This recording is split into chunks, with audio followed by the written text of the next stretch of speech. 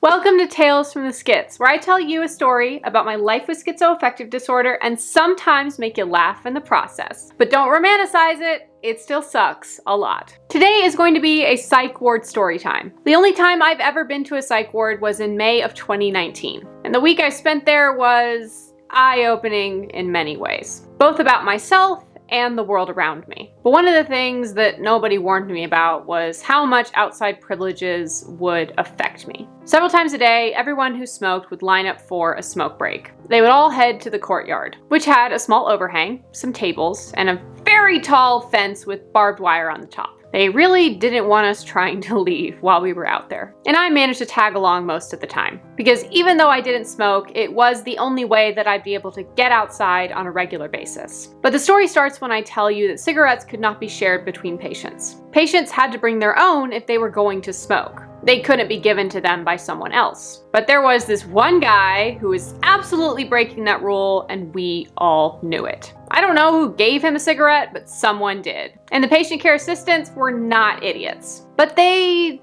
didn't act right away. And that's where the meat of this story begins. So this guy starts smoking his given cigarette, and one of the patient care assistants calls him out on it, asking him where he got it. And he just starts lying. But not in a casual way, in an elaborate way. He starts spinning this tale about how there was a cigarette pop-up shop in the psych ward courtyard, and how they sold cigarettes at this pop-up shop. And keep in mind, this courtyard was not very big. So this was kind of hilarious right off the bat. But he talked about how convenient it was, and how it was totally real. Real enough that he was able to get his cigarette. And when he was asked about where this pop-up shop was now, he just said it wasn't there anymore. How it was a temporary thing. How convenient. And that's how he got his cigarette. The thing is, the whole time he was spinning this honestly entertaining tale, he was smoking that cigarette. And I'm guessing the patient care assistant just kind of let the whole thing slide because of how ridiculous the story was. Because by the time the PCA was able to get him to admit that he hadn't gotten it from a pop-up shop and that he'd gotten it from someone else,